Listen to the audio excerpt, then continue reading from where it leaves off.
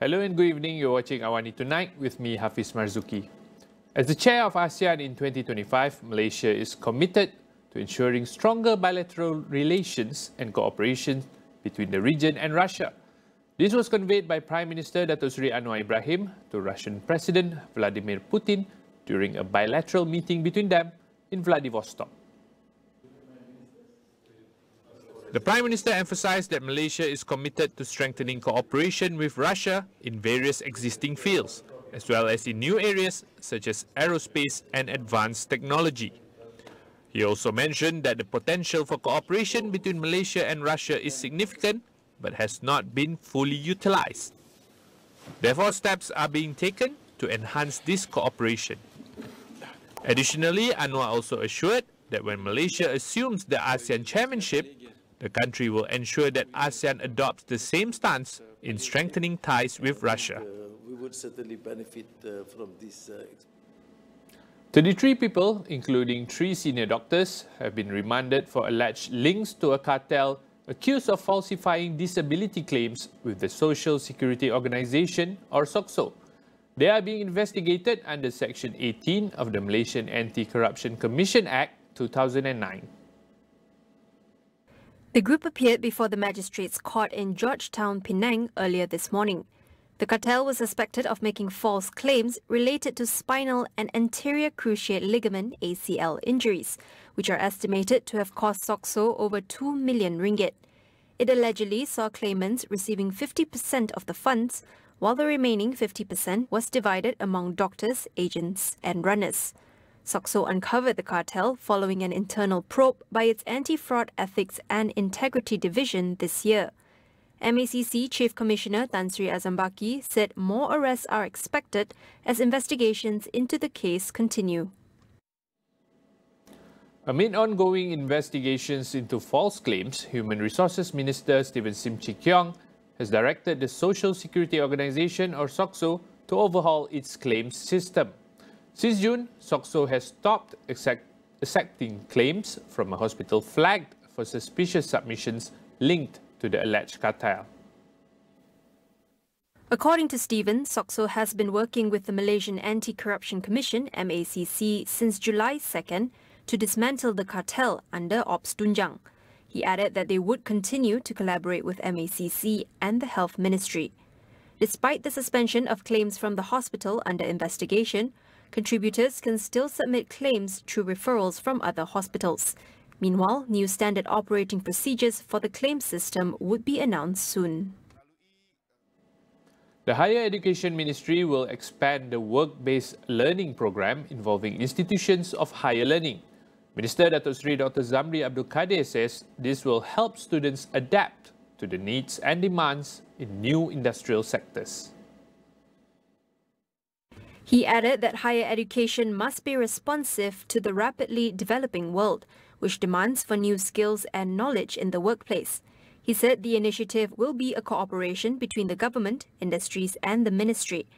Zamri said under the work-based learning system, students will pursue their studies in university campuses for 2 years and another 1 or 2 years with their selected industries. According to him, there are only 4 universities that have implemented the system under the Malaysian Technical University Network MTUN, while at the polytechnic level, the system is implemented at the Unku Omar Polytechnic, where courses are offered up to degree level. Penang DAP Chairperson Chow Kon Yeow announces he will not be contesting in the upcoming state party elections on September 22nd. He says this is part of a succession plan, paving the way for a new leader to be elected. Chow will, however, remain as Penang's Chief Minister until the end of his term. At a press conference, Chow said DAP Secretary General Anthony Loh had instructed him to work on a succession plan after his reappointment as Penang Chief Minister last year. He said electing a new state chairman this year would give the party ample time to prepare for the next general election. Chow has served as the state DAP chairman for the last 25 years. Prior to that, he was the state DAP secretary for 8 years and assistant secretary for 2 years. Prime Minister Datuk Seri Anwar Ibrahim has congratulated national athlete Muhammad Ziyad Zulkifli for securing a silver medal at the Paris 2024 Paralympics. Ziad won his silver medal after his third attempt yielded 17.18 meters during the men's F20, which is under the intellectual disability category, shot put final on Tuesday night. His win was redemption after the heartbreaking experience from Tokyo, where he was stripped of his gold medal following a complaint that he had arrived 3 minutes late for the event. This is despite recording a world record attempt at 17.94 meters in the final round then. Ziad now is in possession of a complete set of Paralympic medals after taking home bronze in London 2012 and gold in Rio de Janeiro 4 years later. Whereas this is the third medal for Malaysia in the Paris 2024 Paralympics, following Eddie Bernard's bronze medal in the men's 100-meter T44 race and Charlie Ho's gold medal in the badminton's men's SU5 singles. We'll go for a short break. Stay with us.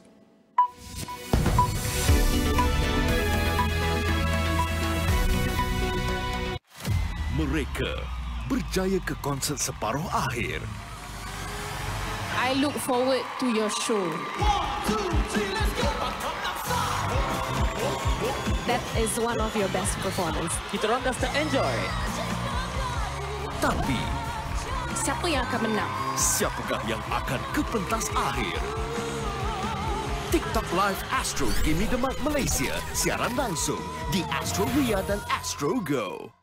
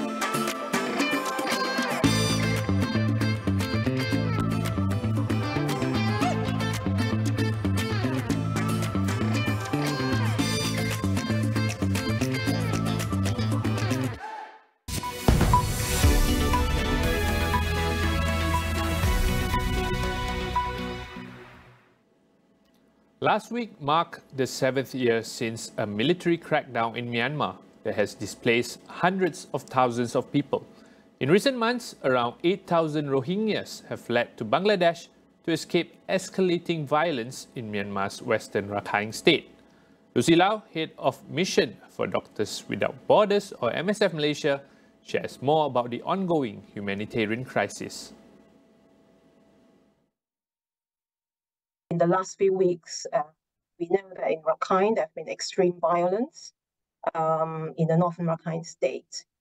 To the extent that MSF operations in Bangladesh Cox's Bazar camp, we have received 80 to 100 patients within a fairly short period of time with war wounds. So we're talking about landmine injuries, we're talking about gunshot. We're also seeing patients who are extremely fragile because of a health system that is basically non-existent in Rakhine State. So some, they've lost access to medical care. With Malaysia set to assume the ASEAN chairmanship next year, Lucy called for the country to take decisive action to enhance protection for refugees and asylum seekers.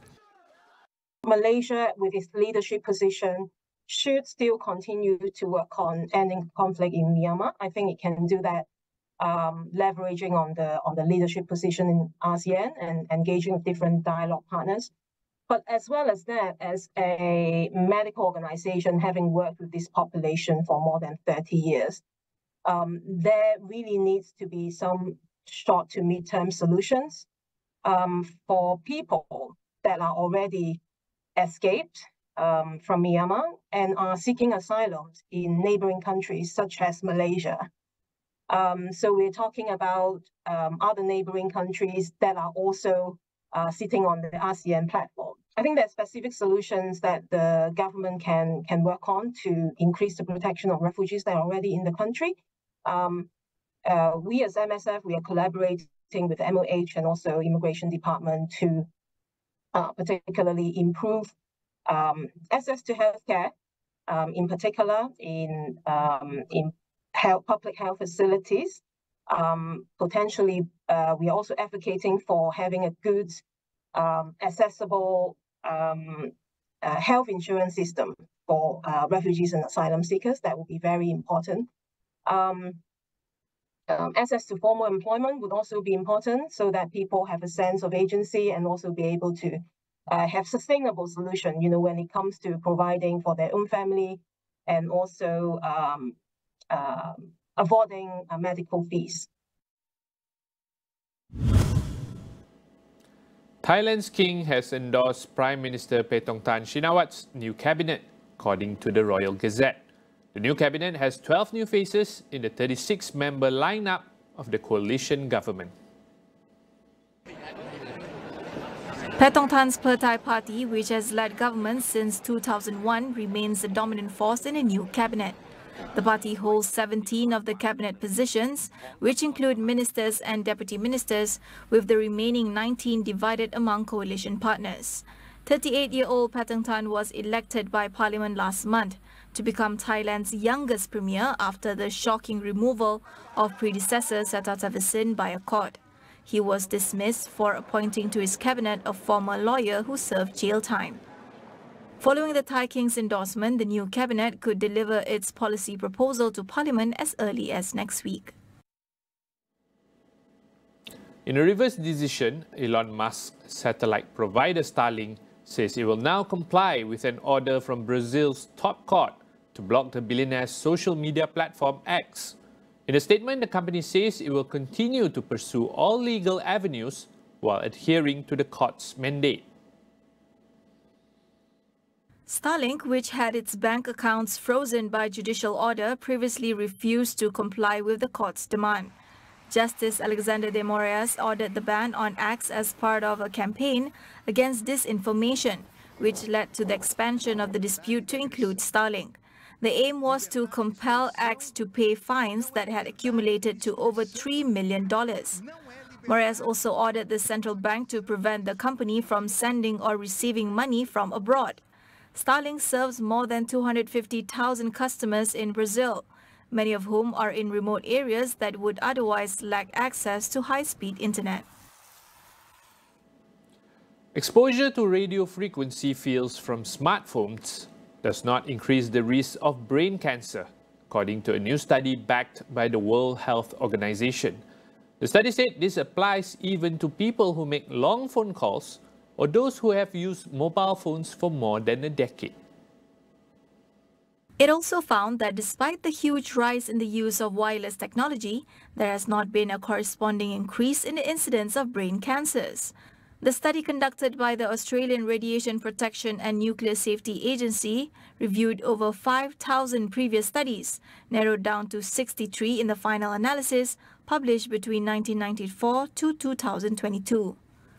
The International Agency for Research on Cancer, IARC, a specialized agency under WHO, currently classifies radio frequencies emitted by mobile phones as possibly carcinogenic. The WHO has now made calls for the agency to re-evaluate this classification with consideration towards the new findings since its original assessment in 2011. That's all we have for this edition of AWANI Tonight. I'm Hafiz Marzukh. Thanks for watching and good night.